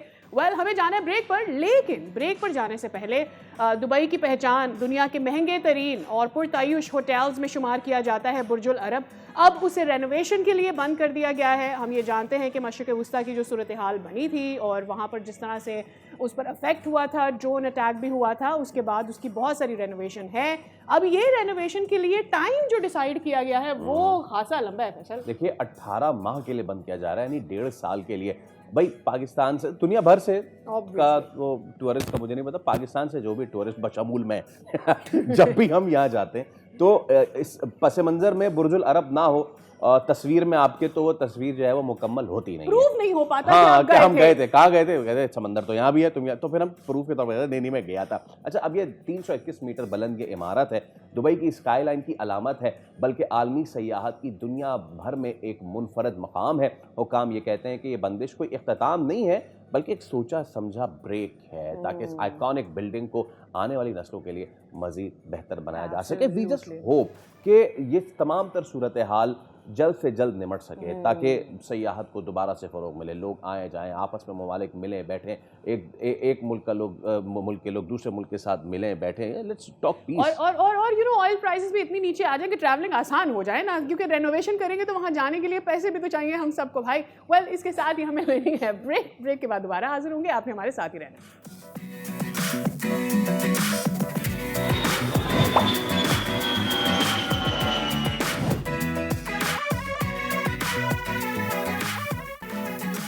Welcome back again. पाकिस्तान की करेंसी मार्केट में एक गैर मामूली रुझान है और इस तरह के ट्रेंड्स हम अक्सर देखते हैं जब भी कुछ मार्केट शिफ्ट होती है। ईरानी रियाल अचानक तवज्जो का मरकज़ बन गया है और ये जो आपको फैसलात देख रहे हैं, इनकी पूरी निगाहें इस वक्त मेरे फ्रंट टेबल पर रखी हुई हैं। उसकी वो पहले मेरे पास कैमरा तो आए तो फिर मैं दिखाऊंगी। ये देखें, मैं हूँ करोड़पति। आपने लाइफ में क्या अचीव किया है? I have just gotten crorepati. If you want to be crorepati, will figure out it for you. आपने मुझे ईदी नहीं दी थी, मुझे याद आया यार फैसल, नथिंग बेटर। ये लें, आप पूरे ले लें, क्योंकि पूरे ये ले नहीं है, ये हमारे जो गेस्ट हैं जिनको हम थोड़े ही लम्हे में इंट्रोड्यूस कराएंगे, ये उनके पैसे हैं, तो आप क्या ही इससे एंजॉय करने भाई। वाले ये हैं। 10 lakh rial, it's 1 crore all together. एक नोट, यस, एक नोट 10 लाख रियाल का है भाई। ये रहे आपके सामने, ये लें आप। ये जो पाकिस्तानी जो हैं, ये जो आजकल खरीद रहे हैं ना, ये जो पाकिस्तानी खरीद रहे हैं आजकल, ये जो खरीद रहे हैं ना आप लोग, तो ये मेरे हाथ लग गए हैं ये। और मैं 10 का एक बिल्कुल नहीं करने वाला, ये कोई मोहसिन नकवी को ना दिखा दे ये भाई। वैसे ही आजकल बहुत क्रैकडाउन चल रहा है, ऐसा बिल्कुल भी नहीं है। दिस इज जस्ट फॉर, मैं इसके नीचे लिख के लगा दे, this is just for educational purpose ये वीडियो। तो जनाब ये है, इसको तुमन या ईरानी रियाल। और आजकल ट्रेंड ये चल रहा है कि जब से ये मशरिक़ वस्ता की सिचुएशन हुई है, मामलात हुए हैं, तो ईरानी रियाल की कदर जो है उसने एक नुमाया छलांग लगाई, जहां ये 10 बिलियन रियाल का ये एक नोट जो है, ये 2500 पाकिस्तानी, अब ये 10,000 रुपए तक इसकी जा पहुंची है। एब्सोल्युटली। और ये जो यू नो हम देख रहे हैं कि एक सॉर्ट ऑफ इसकी वैल्यू जो है मजीद कम हुई है और पाकिस्तान में लोगों का जो रुझान है वो बढ़ता चला जा ये रहा मसला है, है। पाकिस्तान क्यों खरीद रहे हाँ, हैं लोग? पाकिस्तान में। और सबसे बड़ी बात ये मुझे फिगर आउट करना है कि ये ब्लैक में भी लोग खरीद रहे हैं। मुझे पता चला है, मैं हैरान हूँ कि भाई पाकिस्तान में इसकी इंपॉर्टेंस इतनी। और पाकिस्तान का क्या है, ये हर दफ़ा हम क्रिप्टो के साथ भी यूं ही करते हैं, गोल्ड के साथ भी यूं ही करते हैं, सिल्वर के साथ भी यूं ही करते हैं। Why are we so inclined कि जैसे कोई चेंजेस आए फॉरेन, और उसका कोई फ़ायदा भी होता है या नहीं होता? जफ़र पराचा साहब स्टूडियो से मौजूद हैं हमारे साथ। आप सदर है currency exchange company of Pakistan के। Sir, a very warm welcome, good morning, बहुत शुक्रिया आपके वक्त के लिए, और इसका भी बहुत शुक्रिया, आप अपनी इमानत वापस ले सकते हैं। मुझे जरा पूछना, एक तो नहीं कि आप कैमरे के सामने वापस दे रहे हैं फिर बाद में उसको सर देखिए, ये आपने कैमरे पे नहीं बताना था, ये अच्छा, we are so excited because we want to learn and it's an opportunity for us कि पाकिस्तान में क्या ये ट्रेंड आया है कि हर कोई बोला रियाल ले लो, रियाल ले लो, क्या है ये? देखिए, मैं थोड़ा सा पीछे जाना चाहूँगा। ओके, अगर हम बात करते हैं इराक और कुवैत जंग की, तो हमने देखा कि जो लोग बिलियनर थे या मिलियनर थे वो रातों रात ज़ीरो गए। ठीक है, उसके बाद जो उनकी करेंसी थी, जो उस वक्त भी तकरीबन 250 या 70 रुपए पर कुवैती दिनार था, वो ज़ीरो गया। अब उसके बाद फिर लोगों ने, जब जैसे जैसे हालात चेंज हुए, इन्वेस्ट करना शुरू किया। तो जिन लोगों ने इन्वेस्ट किया, जो नए इन्वेस्टर आए, उन्होंने उसमें बहुत कमाया। फिर हम बात करेंगे इराक और अमेरिका जंग की। तो इसी तरह इराकी दिनार पहले ज़ीरो हुआ, फिर उसके बाद वो बढ़ना शुरू हो गया। फिर हम बात करेंगे अफ़गानिस्तान की करेंसी की। जो हमारे यहाँ नोट, जो उनके नोट थे, हम अगर 1 लाख रुपए के कई बोरे आते थे, और Yes. अब वो 3 रुपये 50 पैसे का अफगानी है, जी 3 रुपये 50 पैसे अमृतसर almost। पास कर गया। हाँ जी अच्छा Right. अच्छा, मेरा कहने का मकसद ये नहीं है कि लोग इसमें इन्वेस्ट करें। मैं आपको एक थोड़ा अच्छा, फिर हम बात करेंगे कि जब भी कोई ऐसे इमरजेंसी होती है या जंग लगती है या माशी तौर पे इक़्तिसादी तौर पे आपके दुनिया में इन्फ्लेशन आता है या आपका कोविड आता है, इस तरह का या कोई भी एक, तो लोग मुख्तलिफ कमोडिटीज़ की तरफ जाते हैं, जैसे कि गोल्ड, सिल्वर, ऑयल, कमोडिटीज़। और अब ये जो बात हो रही है, आपने बात की बिटकॉइन की, तो हमने तो हमेशा लोगों को मना किया स्पेकुलेशन से और मैनिपुलेशन से, सही। ठीक है। अब हमारे से जब आज से 15 साल पहले लोग क्रिप्टो की बात करते थे, ख़ासतौर में बिटकॉइन की, तो हम तो मना करते थे। उस वक्त $1 में 80-80 हज़ार, जी। एक जो पहली डील हुई थी दुनिया में बिटकॉइन की, एक पिज़्ज़ा ख़रीदा गया था तकरीबन 70-80 हज़ार जी, जी, बिटकॉइन जी। का, ठीक है। और आज वो $1 लाख का जी। है, ऑलमोस्ट ऊपर नीचे। तो लोग हमें कहते हैं भैया आपने हमें गलत मशवरा दिया, आप एमा हो। तो मैं उनसे कहता हूँ कि हम आपको मशवरा नहीं दे सकते, ये आपकी अपनी कॉल है। जो अफगानी ख़रीद रहे हैं लोग, ये जो इस वक्त ईरानी ख़रीद ईरानी रहे रियाल हैं, खरीद रहे उनको भी मैं कहता हूँ कि भाई ये आपकी अपनी कॉल है, नंबर Okay. 1। Okay. नंबर 2, आप फैक्ट्स एंड फिगर्स देखें, ग्राउंड रियलिटी देखें, स्टडी करें, फिर आप इन्वेस्ट करें। और ये नहीं कि जो पिछला मैंने आपसे कुवैत का, इराक़ का या अफ़गानिस्तान का कहा है कि वो इस दफ़ा भी वही हो, ज़रूरी नहीं है। लेकिन जो हालात और वाक़यात हैं, मैं तो प्लस माइनस दोनों बात करूँगा ना, कि हालात और वाक़यात ये हैं कि ईरान पिछले 47 साल से आइसोलेशन में था। ना इम्पोर्ट, ना एक्सपोर्ट, ना बैंकिंग चैनल, ना कुछ। Absolutely. उसके बावजूद उसने एक बहुत बड़ी जंग लड़ी। इराक़ और ईरान वॉर, पूरी दुनिया एक तरफ थी और ईरान अकेला था। जी Okay. इस्लामी ममालिक, दीगर ममालिक, यूरोपीय यूनियन या उस वक्त नेटो नहीं था, तो इन सब ने मिल के ईरान से जंग की। अल्टीमेटली ईरान अपनी जगह कायम दायम रहा। इराक़ ख़त्म हो गया, सही। दूसरे ममालिक ख़त्म हो गए इनका। और अब जो जंग हुई है, अमेरिका और इसराइल, तो दुनिया की बड़ी ताकतें और मज़ीद ताकतें भी उनके साथ हैं, जी हाँ ठीक है।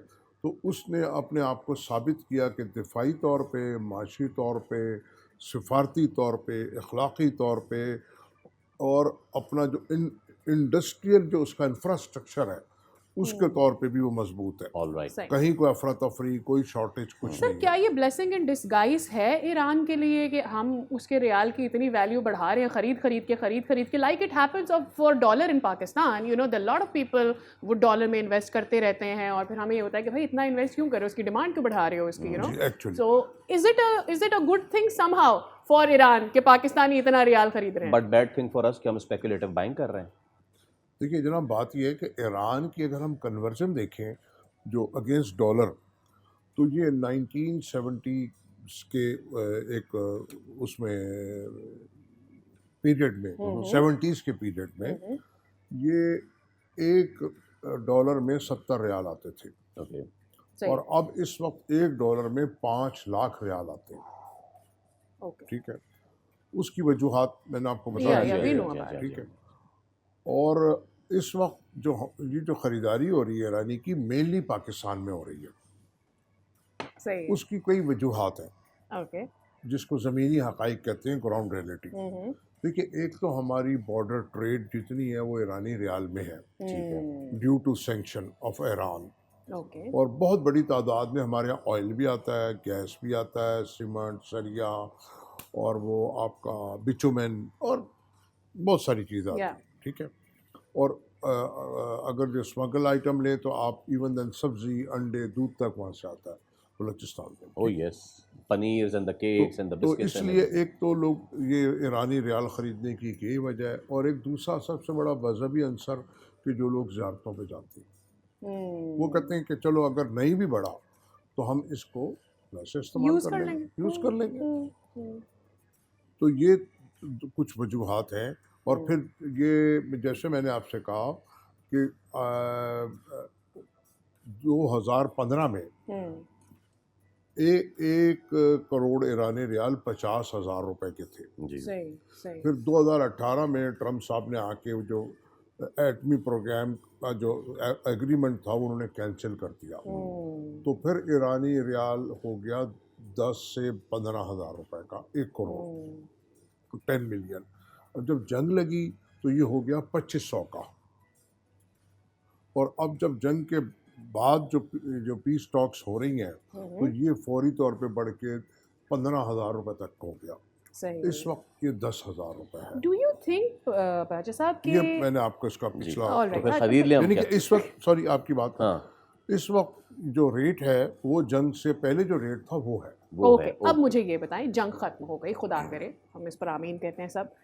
क्या ईरानी रियाल इतनी तेजी से, जैसा इंटरेस्ट है पाकिस्तान में उसको खरीदने में, इतना जल्दी ऊपर चला जाएगा? बिकॉज रिकवरी भी तो होगी ना, कि हमें उसका फ़ायदा हो जाएगा जी, आप जो है लाखों रियाल ख़रीद के अपनी जेब में रख लें, करोड़ों ख़रीद के रख लें, कि भाई इसका कोई फ़ायदा होगा। देखिए जी, इस वक्त जो हालात वाक़यात हैं और जितनी तेज़ी से तरक्की हुई है और ज़माना, कुछ भी हो सकता है। कोई कह सकता है कि 10 साल पहले जो $1 में कोई पता नहीं कितने हज़ार बिटकॉइन आते थे, आज $1,00,000 का एक होता है, नंबर 1। नंबर 2, हम स्टॉक एक्सचेंज आज से 3 साल पहले कहते थे कि 1 लाख पे चला जाएगा, तो हम कहते थे क्या क्या बात कर रहे हैं। वो 1 लाख छोड़ के 2 लाख पे 2 चला। लाख पे जा रहा है। यस गोल्ड जब 1-1.5 लाख था, लोग कहते थे 3 लाख हो जाएगा। अच्छा, हम कहते यार क्या, वो 5-5.5 लाख हो गया। सिल्वर, चांदी जिसको कोई नहीं पूछता था, वो कहाँ चला गया। देखिए, जब जंगें होती हैं, मैंने कहा ना, लोग इन्वेस्टमेंट भी करते हैं, कमाते भी हैं, गंवाते भी हैं, या जो ऐसे हालात हो जाते हैं, ठीक है। इस वक्त करेंसी, उससे पहले एक वक्त था गोल्ड, एक वक्त था सिल्वर, एक वक्त था स्टॉक, एक वक्त था ऑयल, कमोडिटीज़। तो ये जो ट्रेडर्स हैं या जो इन्वेस्टर्स हैं, 2-3 किस्म के इन्वेस्टर होते हैं ना, एक बिल्कुल मोहतात, एक थोड़े माइल्ड और एक अग्रेसिव। तो जो अग्रेसिव होते हैं, मोर रिस्क मोर गेन और मोर लॉस, राइट राइट। ठीक है। तो वो हर तरह का आदमी है, और अगर हर तरह का जहन का आदमी ना हो तो दुनिया ना चले, दुनिया रुक जाए, जमूत का शिकार हो जाए। अगर सब लोग पढ़े लिखे हो जाएं, एक अल्लाह का निज़ाम है, ये सब अमीर हो जाएं तो फिर गरीब ना हो तो उनका काम कैसे करेगा।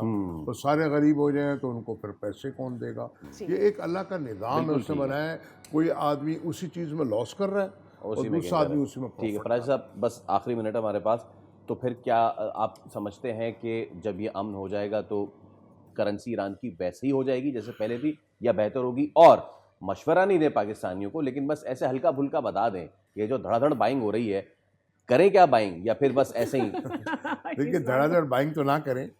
डिमांड सप्लाई, जब आप किसी चीज़ की डिमांड निकालते हैं, चाहे चीनी भी हो, चाहे गंदम भी हो, आटा भी हो, तो वो तो फिर हर आदमी उससे फ़ायदा उठाता है। तो ऐसे पैनिक होकर कोई काम नहीं होना चाहिए। लेकिन मैंने अगेन वही वाली बात कही, हम किसी को मशवरा देते हैं, लोग आके लड़ पड़ते हैं कि अभी आपने कहा था 10,000 का, अभी 15,000 का, 20,000, आप तो मुझे 10,000 में दो। और अगर वो ले जाता है 10,000 में, कहता 5,000 हो गया, अब मेरे 5,000, मुझे 10,000 रुपये मेरे वापस करो। तो ये तो स्टॉक एक्सचेंज में भी है, हर जगह है। देखिए, बहुत मोहतात होकर चलना चाहिए। मैंने अगेन वो वाली बात कहूँगा, फैक्ट्स एंड फिगर को देखते हुए चलना चाहिए। तो बाकी तो इस वक्त ईरान के हक में है हर बात, ठीक है। देखिए, फर्स्ट टाइम ऐसा हुआ है कि जो हमारी कार्गो शिपमेंट गई है सेंट्रल एशिया, वो डायरेक्ट वाया ईरान गई है। पहले क्यों नहीं जाती थी? कि सैंक्शन थी। यस अब हम गैस पाइपलाइन की बात कर रहे हैं। हमारे फील्ड मार्शल भी आज गए हुए हैं, वज़ीर दाखिला साहब भी गए हुए हैं। तो इस वक्त ईरान और अमेरिका इस तरह एक टेबल पे बैठ के बात कर रहे हैं, जबकि उनको और उनकी ताकत का तवाज़न ऐसे है। बिल्कुल ठीक। इवन दो कि जो अमेरिका के जो इत्तेहादी थे, नेटो ममालिक, वो उनका साथ छोड़ गए, यूरोपीय यूनियन पूरी छोड़ गई है। इवन दो जो उनके पॉप है, वो तक उन पे सख्त मुखालफत कर रहे हैं, क्योंकि शायद कहीं मिस कैलकुलेशन हुई है और अंडर एस्टिमेट किया गया ईरान को। गो पे उनका बहुत नुकसान हुआ है, लेकिन नो डाउट वो एक नेशन है और कमिटेड है। उनकी लीडर्स को पता था, सरबराह को, कि मुझे शहीद होना है, और वो वहीं पे, लेकिन उसने अपनी ऑफिस सीट नहीं छोड़ी। Alright. ये मैसेज होता है। तो जो miscalculation, thank you so much Zafar साहब, it was a wonderful time with you. जो मिसकैलकुलेशन अमेरिका से हुई है, वो पाकिस्तान ना करें। खुदा का वास्ता धड़ाधड़ ईरानी करेंसी आंख बंद करके खरीदना ना शुरू कर दें। और अगर किसी को चाहिए तो पूरी गड्डी है हमारे पास, नए नोट होगी। एक ब्रेक के बाद हाजिर होंगे, स्टे विद अस।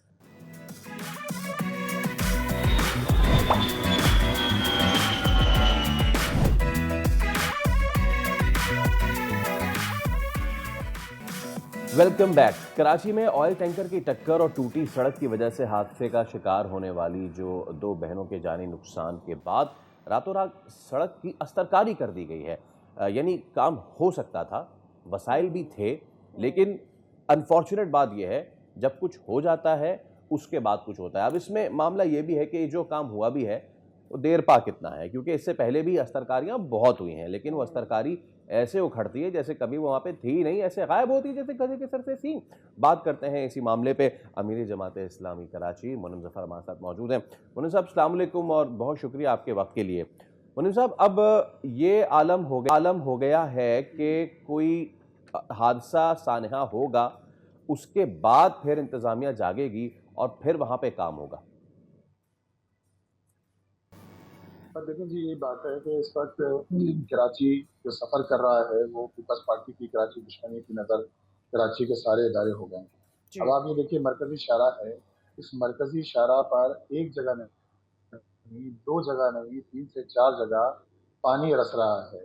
पानी का जो है रसने के नतीजे के अंदर जाहिर बात है एक मुश्किल ये हो रही है, पानी भी रस रहा है और कचरे के ढेर भी पड़े हुए हैं। अब रिपोर्ट भी की जा रही है, सब कुछ किया जा रहा है, नजर आ रहा है कि मरकजी शाहरा है और ये इन 106 सड़कों में से है कि जो जिसकी बार बार तस्करा जो है वो मुर्तज़ा वहाब साहब करते हैं। कि जो 106 सड़कें वो खुद कहते हैं कि जो केएमसी के अंडर में आती हैं। अब देखिए ना, ये इंदोनाक वाकया है, पानी वहाँ गड़ा पड़ा हुआ था और थोड़ा सा आगे फसले पे जाए वहाँ भी पानी बरस रहा है, लेकिन सबके बावजूद कोई इदारा ऐसा नहीं है कि जो वो जिसको कम से कम इतना एहसास हो कि भाई अगर पानी रस रहा है, पानी का रसाव बंद किया जाए और उसके बाद सड़क जो है उसकी सरकारी कर दी जाए ताकि इन हादसा से बचा जा सके। और ये हादसा जो है ना, शहर कराची के अंदर एक मुसीबत हो गई है लोगों के लिए। आप देखें, सिर्फ इस साल कोई 300 हादसा, सिर्फ रवां साल 300 अफराद अपनी जानें जो है वो खो चुके हैं, इन हादसा की नजर हो चुके हैं, ट्रैफिक हादसा की। हैवी ट्रैफिक कमोबेश 90 अफराद इस साल जो है वो हैवी ट्रैफिक, जिसमें सबसे ज्यादा ट्रॉलर की टक्कर से लोग जो है वो जहाँ बाक हुए हैं। और इन सड़कों पे तो ये रोजमर्रा का मामूल है। रात में आप देखें 10 बजे के बाद हैवी ट्रैफिक यहाँ रमा दमा होता है, ट्रॉलर टैंकर तो पूरे 24 घंटे चल रहे होते हैं। तो इसकी रोकथाम की जिम्मेदारी बराह रास्त सूबाई हुकूमत पर है कि इन ट्रॉलर टैंकर इनकी मूवमेंट पर पाबंदी लगाई जाए, इसके लिए ऑल्टरनेट रास्ता दिया जाए ताकि जानों को तहफ़्फ़ुज़ दिया जा सके। वरना रोजमर्रा के हादसा हैं, देखिए ना, 90 हादसा हो चुके हैं सिर्फ हैवी ट्रैफिक के, सिर्फ इस साल, जिनमें कमोबेश 45 वाकयात तो वो हैं कि जो ट्रॉलर के जरिए हादसा पेश आए, फिर टैंकर के जरिए हादसा, उनकी भी एक पहले से 15-16 अफराद हुए हैं, फिर इसी तरह डंपर के जरिए हादसा हो रहे हैं। तो क्या लोग इसी तरह लाशें उठाते रहेंगे? अब देखें ना, 2 बहनें अपने भाई के साथ जा रही हैं स्कूटर पे, खाना खाने जा रही हैं या खाना खा के वापस आ रही हैं और इस दौरान हादसा पेश आ जाता है। कितने अफसोस की बात है कि शहर के अंदर ये होता है। और मुर्तज़ा वहाब सबसे साहब जो है बड़ा वो मुनीम साहब बांसुरी रोना बजाते रहे ये है कि ना और वसाइल की कमी थी, ना मसला ये था कि सड़क पे काम नहीं हो सकता था, वहाँ पर काम हो सकता था, लेकिन 2 जानों का ज़िया होना था और उन्होंने निशानदेही करनी थी कि जी यहाँ पर रिपेयर की ज़रूरत है। मुझे ये बताएं कि हायरार्की क्या है, क्या प्रोसेस होना चाहिए? यूसी को काउंसलर को इन्फॉर्म करना चाहिए, सिटी काउंसिल को बताना चाहिए, वो तब करेगा जब वो सड़कों पर खुद निकलता होगा, देखता होगा कि भाई सड़कें टूटी हुई हैं और केएमसी आके काम करेगी। क्या ये प्रोसेस है या केएमसी खुद जा के सड़कें देखे और देखे कहाँ टूट फूट है और वहाँ पर काम करे? देखिए, ये तो कॉमन वो है ना, बिल्कुल। अब ये मरकजी शाहराएं कराची की 106 शाहराएं हैं। मैं सिर्फ मिसाल दूं, जहांगीर रोड के हवाले से लोग सुबह शाम कहते कहते थक गए ना। जहांगीर रोड का क्या हाल है? एक ट्रैक बन गया है, एक ट्रैक टूटा पड़ा है, एक ट्रैक पे पेवर ब्लॉक लगा दिए गए हैं, जगह जगह ये अलग बात है कचरे के ढेर पड़े हुए हैं, लेकिन एक ट्रैक कितना बदहाल है, अब ये किसी को नजर नहीं आता। इसी तरह करीमाबाद अंडरपास है, किसी को नजर नहीं आता कि साल से ज्यादा हो गया है, बनने का नाम नहीं ले रहा। ये मरकजी शाहरा है, यहाँ तो हैवी ट्रैफिक गुजरता है, क्या नजर नहीं आता कि यहाँ इतने बड़े जो है वो इतने बड़े गड्ढे पड़े हुए हैं और हादसा के शाहराएं हैं। ये तो रोजमर्रा के, यानी ये तो बिल्कुल मरकजी शाहराएं हैं ना शहर की, कनेक्टिंग सड़कें हैं, बड़ी बड़ी सड़कें हैं कि जिस पर जो है वो नजर रखना। एक जानिब मुर्सा आप कहते हैं कि हमने एक फोर्स बना दी है जो नजर रखेगी कि बैनर कौन लगा रहा है, पोस्टर कौन लगा रहा है। भाई आपका काम ये नहीं है, आपका काम शहर के लोगों के जो जो मसाइल हैं उनको एड्रेस करना आपका काम है, आपकी बराह रास्त जिम्मेदारी है। आपको ये काम करना, आपकी जिम्मेदारी में अव्वलीन जिम्मेदारी है कि लोगों की जानों का तहफ़्फ़ुज़ किया जाए। आप देखिए ना शहर में अभी किसी को नजर नहीं आता कि रेड लाइन के नाम पे 4 साल से खोद के डाल दिया है, 5वां साल शुरू हो गया है, ग्रीन लाइन बनने का नाम नहीं ले रही, 11 साल हो चुके हैं। इसी तरह रेड लाइन की सूरत हाल है। ये तो शहर की मरकजी शहराएं हैं जो 106 बड़ी सड़कें हैं उनमें शामिल होती हैं। तो ये तो बराह रास्त जिम्मेदारी है कि इस काम को किया जाए, प्रायोरिटी पर किया जाए, और ताकि इंसानी जानों का तहफ़्फ़ुज़ किया जा बिल्कुल सके। ठीक है, बिल्कुल ठीक है। मुनीम साहब, आपने जो एक बात की है ना, सबसे पहली बात में आपने कहा था कि सड़कों के नीचे से पानी रिसता है, यानी कि एक तो सड़क पे जो मटेरियल हम डालते हैं वो भी अंडर इन्वेस्टिगेशन है ही कि कहाँ पे कितना डांबर डाल रहे हैं, कितनी रोड़ी बजरी डाल रहे हैं, वो तो एक अलग बात है। लेकिन कराची की सड़कों का बेसिक इशू है कि ऊपर से ख़राब होती हैं, नीचे से ज़्यादा ख़राब होती हैं, और माज़रत के साथ ये दोनों अथॉरिटीज़ एक ही बंदे के पास है। तो ये जो जिम्मेदारी है, सिर्फ ऊपर से सरकारी करने से काम हो जाएगा? नहीं, यही तो मसला है ना। अब यहाँ अगर आप सरकारी कर दें, अभी इस वाक़े के बाद 1 डेढ़ घंटे बाद सरकारी कर दी गई, इसी सड़क देखने आप 3-4 जगह और जो है पानी रस रहा है। कॉर्पोरेशन जो है वो इसकी जिम्मेदारी है कि पहले ये जो पानी जो बह रहा है इसको जो है रिपेयर एंड मेंटेनेंस हो इसकी। अब ये इसके चेयरमैन कौन है? मुर्सा साहब चेयरमैन है। Sindh solid waste management board है। जगह जगह कचरे के ढेर शहर के अंदर जो है वो मरकजी शहरों पे, गलियों में, बाजारों में जगह जगह कचरे के ढेर हैं। 43 अरब रुपए बजट है Sindh solid waste management board का। 47 अरब Karachi water and sewerage corporation का बजट है। आप मुझे बताइए, केएमसी से अलग है ये, चार आने का काम नहीं कर रहा ये लोग। मतलब ना कचरा उठाते हैं, ना ये जीटीएस पे लेके जाते हैं जो गार्बेज ट्रांसफर स्टेशन होता है, ना वहां से लैंडफिल साइट पे ले जाया जाता है। सिर्फ जेबें भरी जा रही हैं, बिल्कुल सिर्फ जो है वो बिल्कुल ठीक है करप्शन की मुनीम जा साहब, रही है। और आपकी बात कराची आप में बिल्कुल आपकी बात हम तक पहुंच गई है, वक्त की कमी है, लेकिन जो आपने बात की वो हम तक पहुंच गई। उम्मीद करते हैं कि वो काम तक भी पहुंचे। बहुत शुक्रिया। अमीर जमात इस्लामी कराची मुनीम साहब हमारे साथ मौजूद थे, मामले पे गुफ्तगू कर रहे थे। इसी के साथ हम आपसे लेंगे इजाज़त, वो आपसे मुलाकात होगी कल। रखिए अपना ख्याल, अल्लाह हाफ़िज़।